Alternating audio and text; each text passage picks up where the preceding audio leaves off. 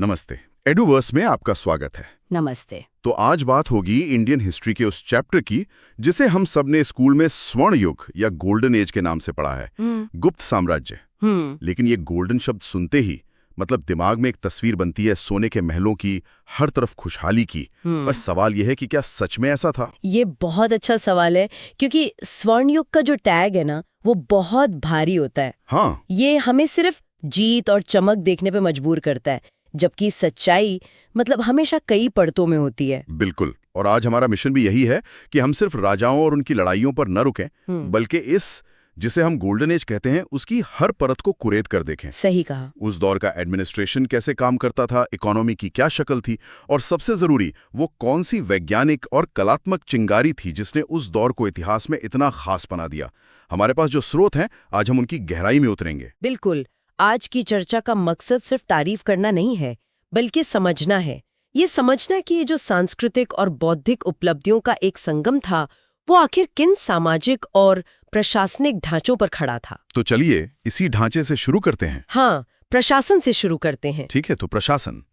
हमारे स्रोत एक बड़ा फर्क बताते हैं कि मौर्य साम्राज्य बहुत सेंट्रलाइज था, मतलब सब कुछ पाटलिपुत्र से कंट्रोल होता था। हाँ, बिल्कुल। लेकिन गुप्त साम्राज्य का ढांचा विकेंद्रीकृत यानी डिसेंट्रलाइज था। और इसी से जुड़ा एक दिलचस्प पॉइंट है राजाओं की उपाधियां। महाराजाधिराज, परम भट्टारक, परमेश्वर, ये इतने भारी भरकम टाइटल क्यों? देखिए, ये टाइटल सिर्फ दिखावे के लिए नहीं थे, ये उस दौर की राजनीतिक सच्चाई बताते हैं। अच्छा। महाराजाधिराज का मतलब ही है राजाओं का राजा। ये इस बात का सीधा संकेत है कि गुप्त सम्राट के नीचे कई छोटे छोटे राजा और सामंत थे जो अपने अपने इलाकों में कह सकते हैं कि राज करते थे। मतलब सम्राट सीधे हर गांव को कंट्रोल नहीं कर रहा था। नहीं, वो इन सामंतों के नेटवर्क को कंट्रोल कर रहा था। अच्छा, तो ये उपाधियां उसकी सर्वोच्चता के साथ साथ सिस्टम के डिसेंट्रलाइज्ड होने का भी सबूत है। बिल्कुल। इसी से जुड़ा एक और कॉन्सेप्ट है राजा का दैवीय सिद्धांत। मैंने पढ़ा कि प्रयाग प्रशस्ति में तो समुद्रगुप्त को पृथ्वी पर रहने वाला ईश्वर तक कह दिया गया। हाँ, हरिशेन ने लिखा है। ये एक बहुत सोची समझी इमेज बिल्डिंग थी। मतलब सामंतों को काबू में रखने का एक तरीका था ये। बिल्कुल। जब आप खुद को ईश्वर का प्रतिनिधि या ईश्वर ही घोषित कर देते हैं, तो आपके आदेश को चुनौती देना मुश्किल हो जाता है।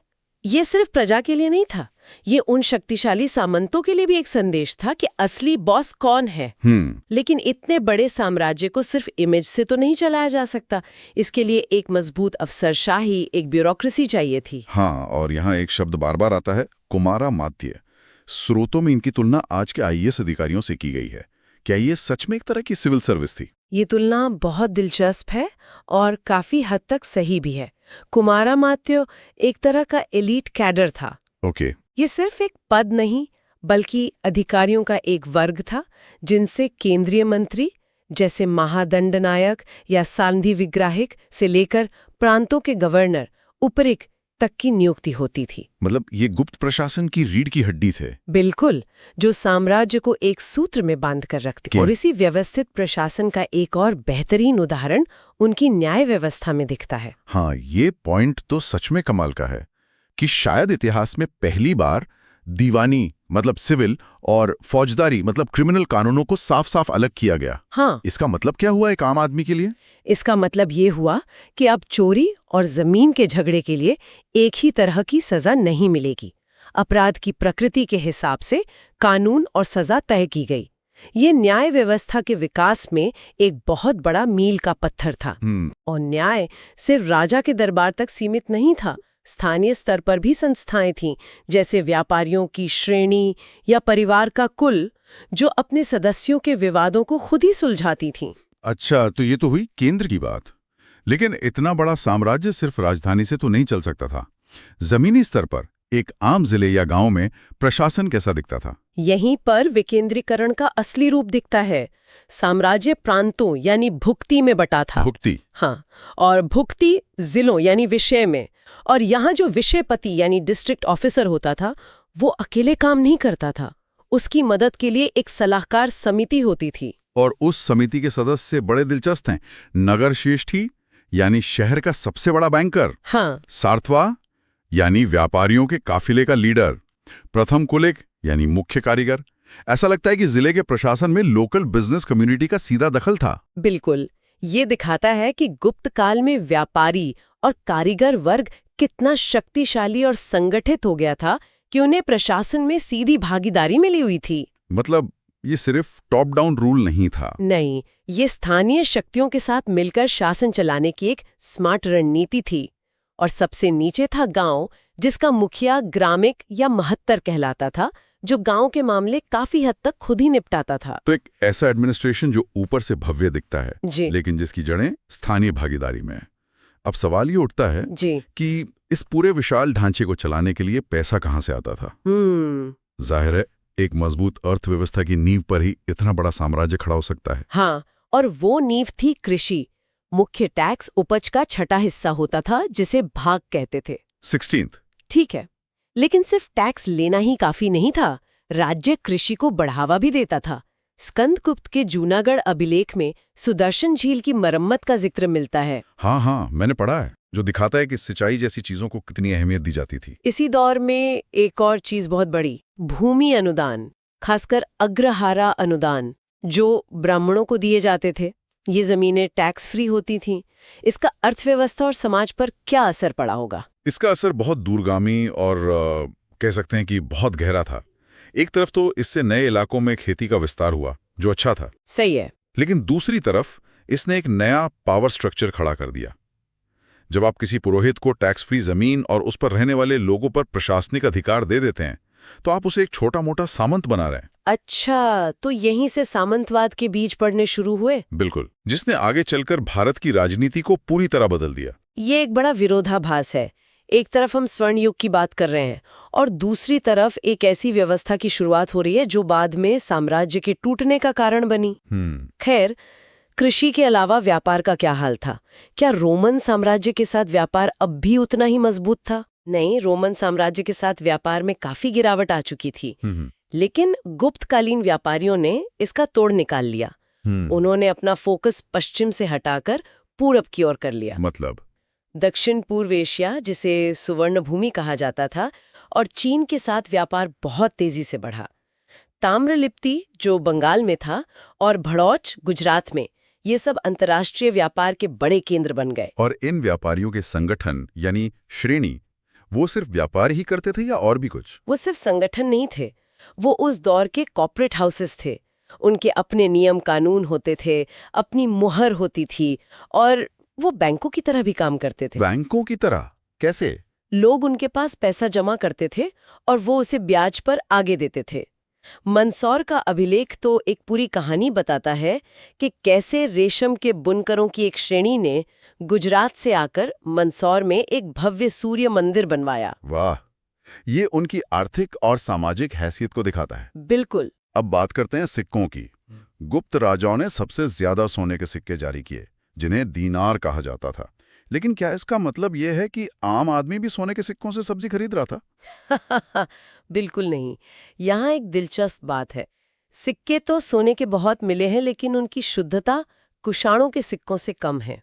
अच्छा। और दूसरी बात, फायान, जो चंद्रगुप्त द्वितीय के समय भारत आया था, वो लिखता है कि आम लोग लेन देन के लिए कौड़ियों का इस्तेमाल करते थे। कौड़ियां? हाँ, कौड़ियां।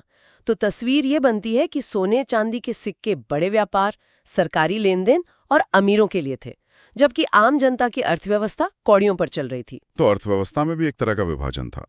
खैर, इस आर्थिक और प्रशासनिक बदलाव का समाज पर क्या असर पड़ रहा था? वर्ण व्यवस्था तो पहले से थी, लेकिन एक नए वर्ग का जिक्र बार बार आता है, कायस्थ। हाँ, और ये सीधा प्रशासन से जुड़ा हुआ है। जैसा हमने बात की कि भूमि अनुदान की प्रथा बहुत बढ़ गई थी। अब इन जमीनों का हिसाब किताब कौन रखेगा? दस्तावेज कौन तैयार करेगा? इसी जरूरत ने कायस्थ यानी लेखक या क्लर्क वर्ग को जन्म दिया। ये एक बेहतरीन उदाहरण है कि कैसे एक प्रशासनिक जरूरत एक नया सामाजिक वर्ग बना देती है। बिल्कुल। लेकिन इसी दौर में एक स्याह पक्ष भी है।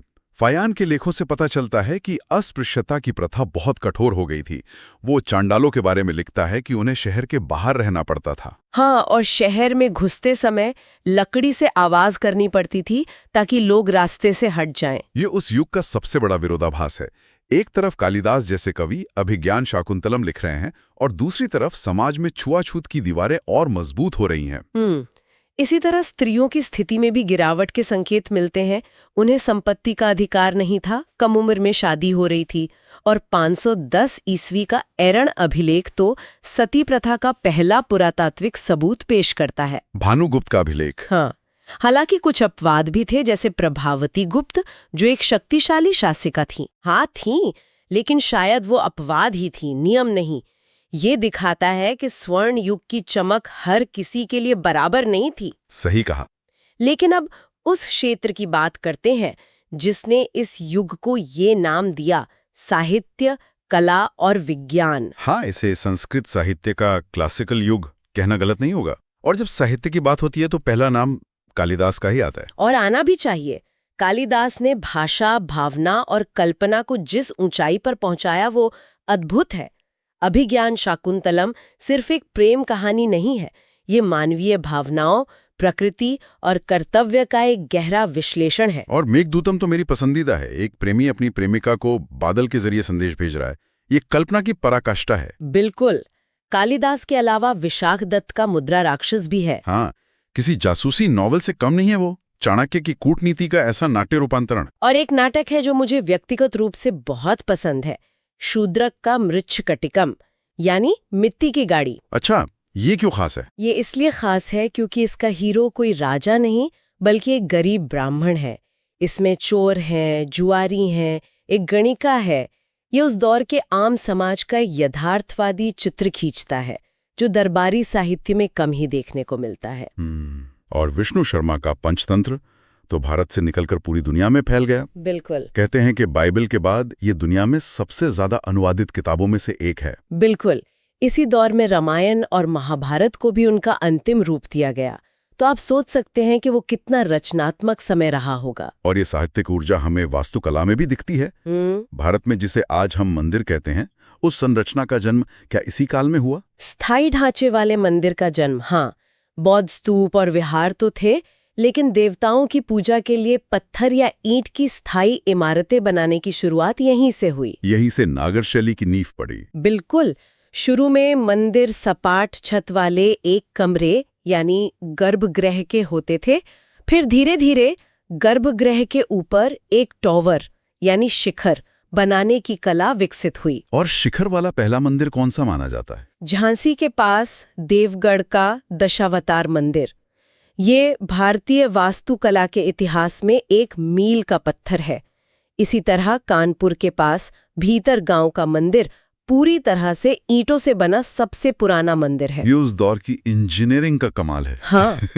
और मूर्ति कला, सारनाथ में मिली बुद्ध की मूर्तियां तो जैसे बोलती हैं। आपने बिल्कुल सही शब्द इस्तेमाल किया। कुषाण काल की मूर्तियों में एक शारीरिक ऊर्जा है, लेकिन गुप्त काल की मूर्तियां, खासकर सारनाथ शैली में, एक गहरी शांति और आध्यात्मिकता है। बुद्ध के चेहरे पर जो करुणा और आत्मज्ञान का भाव है वो देखने वाले को मंत्र मुग्ध कर देता है। यह सिर्फ पत्थर नहीं है, यह दर्शन है जिसे पत्थर में उकेरा गया है। और चित्रकला की बात करें तो अजंता का नाम लिए बिना ये चर्चा अधूरी है। बिल्कुल। अजंता की गुफा संख्या 16 और 17 गुप्तकालीन है। उनमें बने चित्र, खासकर गुफा 16 में मरणासन्न राजकुमारी का चित्र, वो मानवीय भावनाओं को व्यक्त करने की क्षमता का शिखर है। रंगों का इस्तेमाल, रेखाओं की बारीकी, ऐसा लगता है जैसे 1500 साल बाद भी वो किरदार जिंदा हैं। सही कहा। यहाँ पर अभी ये चर्चा सच में बहुत दिलचस्प हो जाती है, क्योंकि साहित्य और कला की ये उपलब्धियां तो अद्भुत हैं ही, लेकिन विज्ञान और गणित के क्षेत्र में जो हुआ उसने तो दुनिया का नक्शा ही बदल दिया। ये वो मैदान है जहां गुप्त काल ने दुनिया को रास्ता दिखाया, और इस क्रांति के केंद्र में एक ही नाम है, आर्यभट्ट। आर्यभट्ट, पाटलिपुत्र के जीनियस। हाँ, उन्होंने जो किया वो उस समय के हिसाब से अकल्पनीय था। क्या क्या थे उनके मुख्य योगदान? एक एक करके समझते हैं। गणित में उन्होंने पाई का मान 31416 तक निकाला, जो अविश्वसनीय रूप से सटीक था। ओके। शून्य और दशमलव प्रणाली को एक व्यवस्थित रूप देने में उनका योगदान, मतलब वो तो फंडामेंटल है। और खगोल विज्ञान में तो उन्होंने धार्मिक मान्यताओं को सीधी चुनौती दे दी। हाँ, ये बहुत बड़ी हिम्मत की बात थी।